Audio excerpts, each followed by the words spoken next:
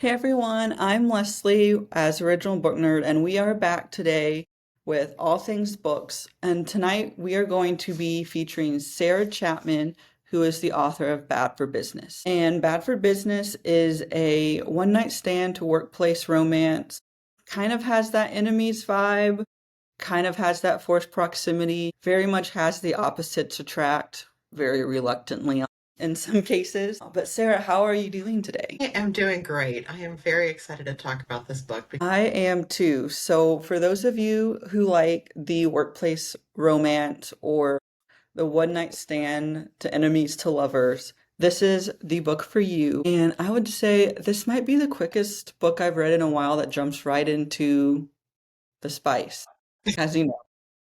Yeah, I don't think I've read one that has it in chapter one. It's pretty much on, well, not quite the first page, but maybe like page three. They jump in it right away. And my first question was, when you decided to have these two characters have their own story, what made you decide to kind of jump in that soon for them? It's funny because it was not like that at all. This is probably, I think, the sixth draft, the finished one, and the others were all like very structurally different. Like at one point they were next door neighbors. They didn't even really work together. But when I finally got to this one, this final version was the first time that I did the dual points of view. I'm going back and forth between both of them, and that allowed me to get to know Coda better than I had in prior versions.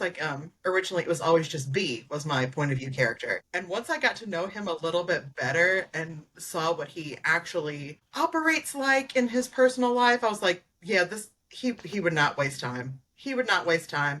And she's just in this kind of very chaotic headspace where she's like, yeah, no, this is great. Like, I'm gonna get the pain out, just gonna start fresh and just hop right in, not wasting any more time. So, Bia and Coda are pretty opposite, and this is more of an opposites attract romance. Did you have fun melding their two very distinct personalities together once they get, closer as the book goes on? Yes, that was a lot of fun because I feel like they're opposite in the way that they react to things, but like the core of both of them is almost identical.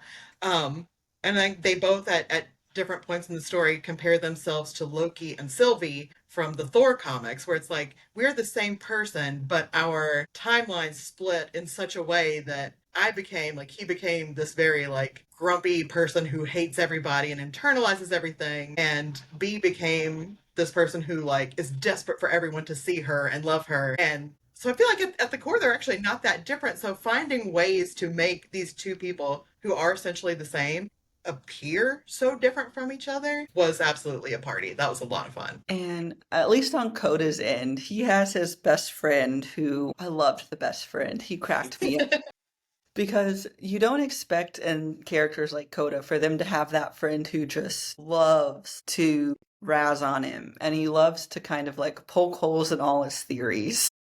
Yes. And that first time we meet Coda's friend on Page, I think one of my favorite lines or pages was when he's trying to make it seem like, oh my God, she's the devil. And his friend is just like, well, let me bring up this text message. Yeah, Justice was absolutely just so incredible for doing that, and just because they have known each other since childhood, like you're not gonna get one by me, dude. Like I know you. And that's one of my best friends I've been friends with since we were in the sixth grade. So it's like she cannot get anything past me. I have every receipt from every stupid thing you've ever done and said. Like this is not gonna happen. So this was a question when I was skimming through reviews that I saw a few times, and it made me curious too. So B is working on a cooking show, and she wants to get from influencer to kind of like mainstream television. And you chose the setting of New Orleans for this story. Did you have any fun researching or experiencing, or however you do the back or the front end of the book for B's character? And the culture and the cuisine of New Orleans. Yeah, it was really fantastic. I first visited New Orleans in 2018, and it had kind of been on my radar for a long time. I grew up obsessively watching the movie Interview with the Vampire, which is like primarily set in New Orleans. So I'd always kind of wanted to go and do all that. And then once I got there, like I am somewhat well traveled, but I have never been to any city anywhere in the world where every single thing I ate like almost brought me to my knees because it was so delicious. So that was really like a big part of why I chose New Orleans for her specifically. And then the first draft of this I actually wrote during COVID lockdowns, and the only way that I could travel was to like walk around in Google Maps. And I was like, I would love to be in New Orleans right now. Like, I feel like a beignet could heal me. So I would just go onto Google Maps and like pick a place I had visited and walk around in Street View. That's how I ended up finding her house, Coda's house, like every location in the book was from me walking around New Orleans virtually during COVID. So it was a lot of fun to research. And I think being forced to do it in that way makes it come across as like a lot more realistic and lived in than if I was just like, oh, it'd be fun to write New Orleans and just kind of started guessing at things, you know? I will agree with you on the food. New Orleans has great food, and I enjoyed her experience as she took this new job and new city and new chance and kind of ran with it from page one.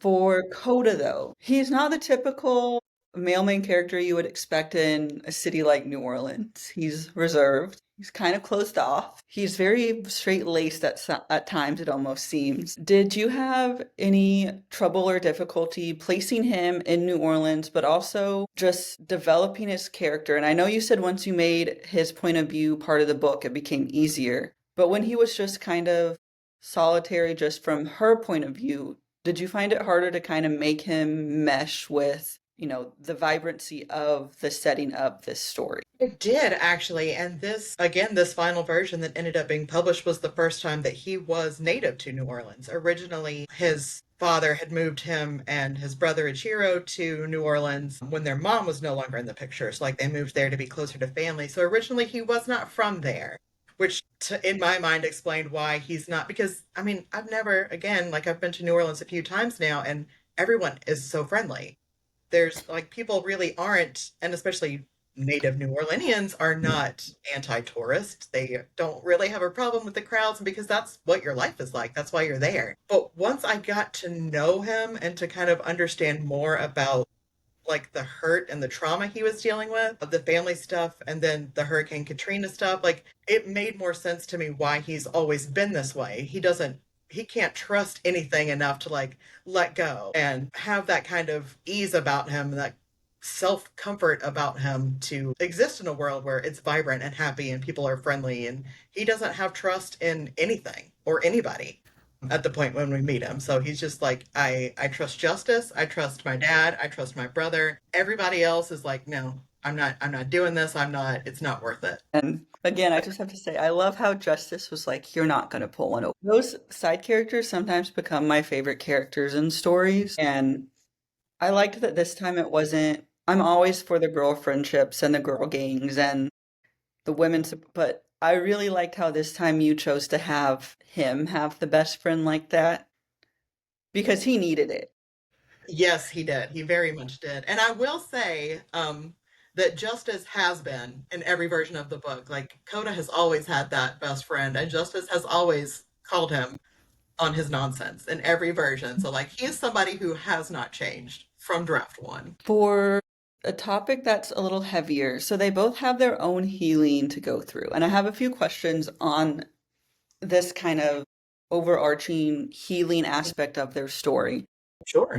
Well, one area I was interested in is since it's in New Orleans, one topic you highlighted on was the devastation that Hurricane Katrina blew through that area. Was it difficult or concerning to you when you sat down to draft this story through the multiple versions, making sure that you capture that devastation correctly and don't necessarily trigger someone who wants to read this book that might still be going through healing of their own if they pick it up and they're from that area? Yeah, I that was one of the things that was like the most important to me because it's this year's the 20th anniversary of Katrina, and something that is highlighted in one of Coda's chapters is how they haven't finished recovering, especially in the lower ninth ward, because that was that's the poor neighborhood that is the predominantly black neighborhood, and the government was only going to spend so much time and money on that neighborhood, like in particular. And it was one that was hit the hardest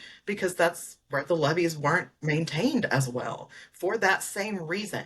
So it was really important to me, if I'm going to set a story in New Orleans, I'm not going to ignore that that happened just because it's a party city and I'm choosing it for fun reasons. Especially if I have a character who lived there during that time, I'm not going to ignore that. And it's important to me that I had that chapter in there where he, like when you first see him visiting the lower ninth ward, to see him talking through that experience and how it's still affecting him. It's still certainly affecting that neighborhood. It's affecting children whose parents were children at the time it happened. They hadn't been born yet and they're still suffering because of this. I need to make sure that people know that this is still a thing because 20 years later, you don't expect that it would be. I personally am from upstate South Carolina in an area that was affected by Hurricane Helene. Mm. It's been a year and things are back to normal. Why wasn't it that way in the lower ninth ward? Well, we know exactly why it wasn't that way, but like, I need to remind everybody that it's not. And maybe we need to think critically about why that is. So even in a more lighthearted book that like it almost borders on romantic comedy at certain times, like it was important to me to get that message out. Like with my first book, Between the Lines, I have a main character who has type 1 diabetes, which I do myself. And so that was another thing that was important to me. Like, I'm going to kind of force you to learn about this disability that I have, and I'm going to kind of force you to learn about Hurricane Katrina and what the lasting continuing impacts of it are. And I'm going to kind of case it in a way that's like, oh, this is fun and it's a romance and there's a happily ever after. It's a kissing book, yay. But now you know something that you didn't know before that I really feel like more people should know about. And I think the way you highlighted it was done very well across the board because it is still triggering to people, but you did it in a way that brought or highlighted what that area still goes through today. And not even that area, just the city in general, because as a whole, there are still times that it's harder for that area to recuperate what was lost, and especially with Coda. Another aspect I was really curious about with Coda was in the beginning, it's teased, and obviously I know what it is now that I am at the end. But his friend at the beginning, when they're talking about how, he's never really had a problem like this because he's so structured in his day-to-day life. And his friend made a comment about how, like, bringing up, well, was she late? Did she miss something? Was she not on time? And he's like, no, no, no.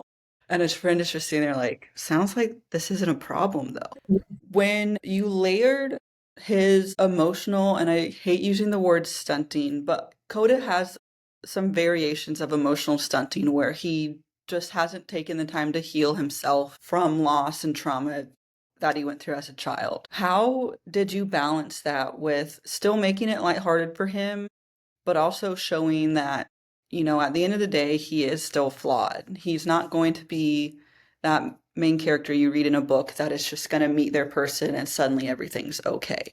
Hey, to give kind of a spoiler, if you don't want to know what's wrong with Coda, just go ahead and like hop forward maybe 30 seconds. But the fact that his mother left when they were so young was based on my own childhood in a way. I do want to be clear about the fact that my mom is great. She has always been with me, but for my other, my dad's situation is very complicated, let's say. And that's something that, I'm 40 years old now and it's still not great, but it affects the way I handle certain relationships and approach certain things, but it doesn't define me. And it's you learn to kind of work around it and what things to tiptoe around and what things are okay. And for me, like often using humor to get around it and deal with the trauma and things like that. So it was almost like writing Coda was that part of me. So I was writing it almost from experience in a way, like that kind of that core hurt and confusion and that sense of like the person who created half of me, I am not enough for you. And I don't know why. And that affects the way I move through the world. But it also like again, like I'm still crack jokes. Like I still have my best friend who likes to, get on me about stuff, and I'm still able to mostly navigate it most of the time. So in that way, it was not terribly difficult to balance, even if I did hurt my own feelings writing it sometimes, if that makes sense. It does. And you answered my next question and the answering of this one. So I'm going to skip ahead. So instead of asking one more about Coda, the next one's going to be about B. And B has similar trauma, but also different. And I want to touch on the relationship she had with her, and I don't want to get this wrong, but I assumed when they mentioned nanny, it was her grandma. Okay, well, you never know now, because I said it once in another one, and I was like, oh, they literally meant nanny. So Yes, I see. No, that um, was her but grandmother. Yeah. she has a relationship with her grandmother in this book, and it kind of sets her emotion forward with, her dream was always to be in New Orleans, and she's really going after it because she wants to make her grandmother proud. Her journey different for you while writing her emotional healing because she has her own loss and her own story that has its ups and downs as well. That's another thing, kind of drawing from my own experience. I think anybody who picks up the book, like if you're the type of person to read the dedication at the beginning, I did dedicate this book to my grandmother. I'm going to hold it together. I'm telling you right now, I'm not going to cry, so that I have to stick to that.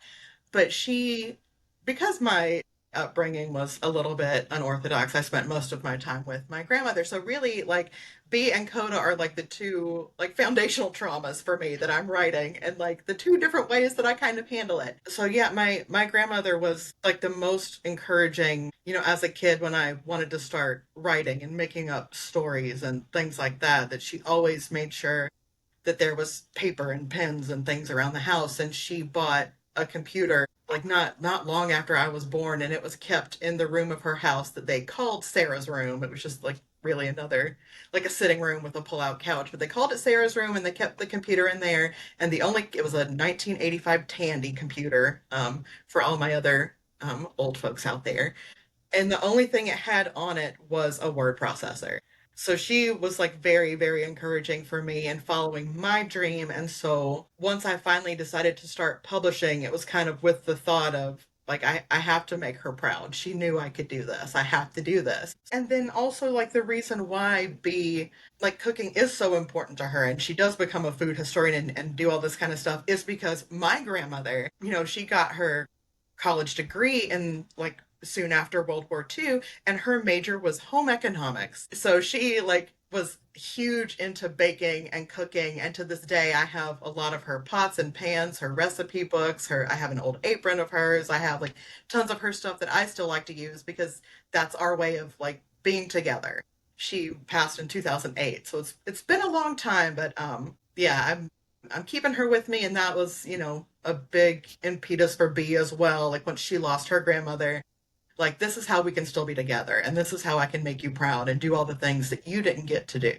And they each help heal each other in different ways too, because for him, she sticks around. She proves that she's not just going to get up and leave. And he kind of opens her eyes, or at least this is kind of what I took, as someone who maybe, because he wasn't a big foodie, but he kind of became one for her at certain times in this story. And for them, I have some fun questions as we kind of approach towards the end. So, this is the end of their story. For readers who fell in love with these two, would you ever consider possibly giving a little more, like a novella or an extended epilogue in a sense? Actually, it's funny that you asked that. I have been like looking for any excuse to talk about this, but it just never really comes up in conversation naturally.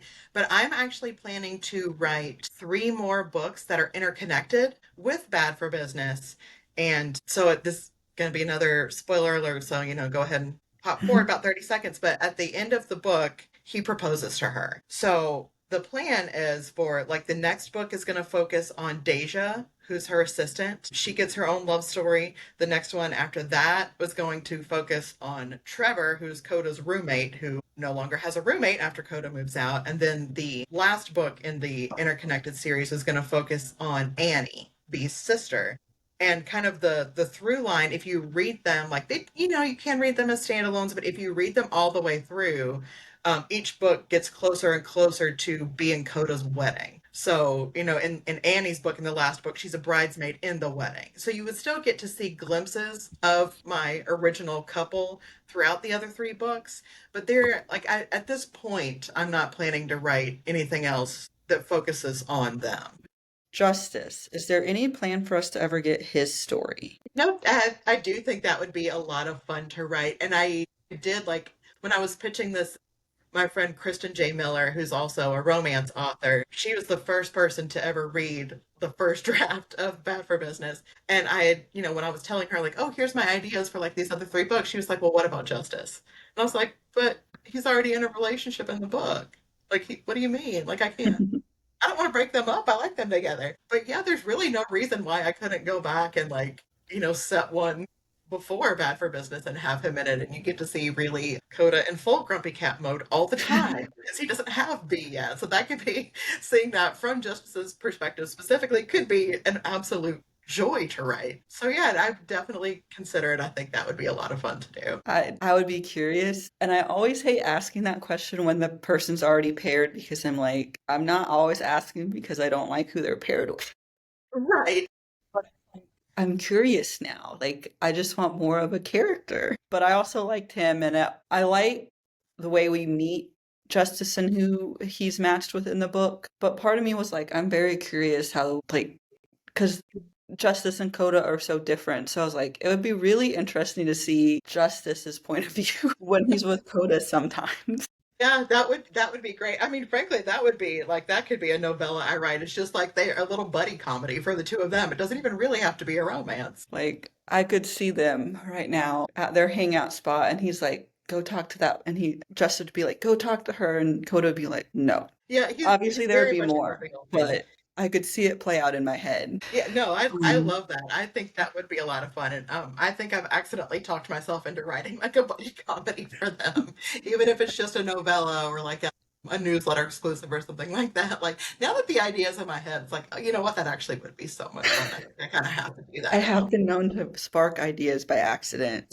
Great and terrible. Great for me. I don't know how great it is for everyone else. Well, I'm having a great time. For these two, so they are kind of a style of romantic comedy. They're not the typical romantic comedy where it's all lighthearted and fun. But did you always kind of know that's the way you were going to go when you started writing their story? More of that rom-com type feel where there's moments where you're just like, oh my God, they did this. Yeah, and it wasn't even a plan originally. Like, I'm very much a planner. I'll come up with my premise of the story first, and then, like, okay, what's my point of attack? And then the beat sheet, and then the outline, and then, like, kind of going layer by layer until everything is ready. And then, I can kind of get started from there. So it wasn't in, like, the outline phase necessarily, but once I knew the characters, I was like, it just kind of had to be that way. That was how they wanted to be, and be specifically how she wanted her story to be. And it helped me a lot because I did cover some very heavy topics, like, you know, from my personal life, and then also the stuff with Hurricane Katrina. And it's like, I don't want people to come away from this like needing to see a therapist per se. So I need to, it was very fortunate that both of them were willing to play with me and with each other and make it, there was a balance, definitely. It helped a lot. Okay. I like to close out sometimes with 5 rapid fire questions. So we'll start the first one. If you had to pick a trope that you haven't written yet or haven't planned to write yet that you were excited to write about, what would it be and why? Villain as the love interest. That's it's my favorite thing to read, really. I am still very angry. I love Lee Bardugo. I loved the Grisha verse and the other things that she's written, but I will never not be angry that Alina did not end up with the Darkling. I will never not be angry about that.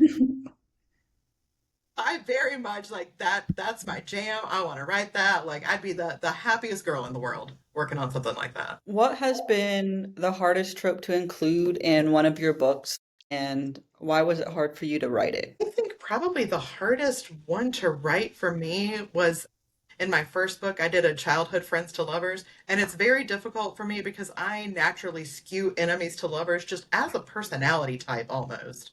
Like when I play Dungeons and Dragons, I'm always chaotic neutral. So writing something with like childhood friends to lovers and it's a little bit sweeter and the conflict is not as upfront and that is kind of difficult for me. And it's very, very hard to write characters who aren't sarcastic. Audiobook or ebook or paperback? It really depends, but I would say probably two-thirds of the books I read every year are audiobooks. This one is less of a fast pace and more of what you would want. If you ever made an audiobook for Bad for Business, do you have dream narrators picked out in your head? You know, I really, for B, that's a tough one because in my head, she looks like Natalie Dormer because she has those cat-like eyes and she always has that kind of like smirky, smug look that Natalie Dormer has. But Natalie Dormer is obviously British.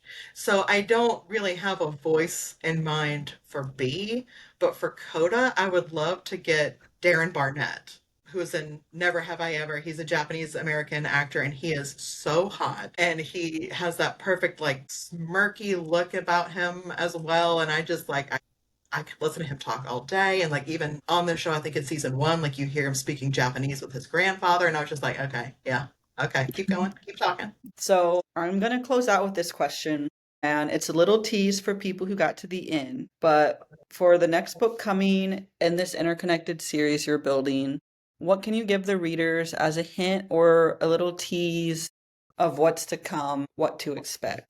So the first, well, the second book in the series, so the next one coming up, that's going to focus on Deja, B's assistant. Kind of the impetus for that one is now that B gets picked up, she has her show on the Crescent Plate. There's not really as much for Deja to do anymore, and she kind of starts to feel like I'm not needed. I don't know what my place is. Like I don't want to leave B because I love her and I love working with her, but like, what about me?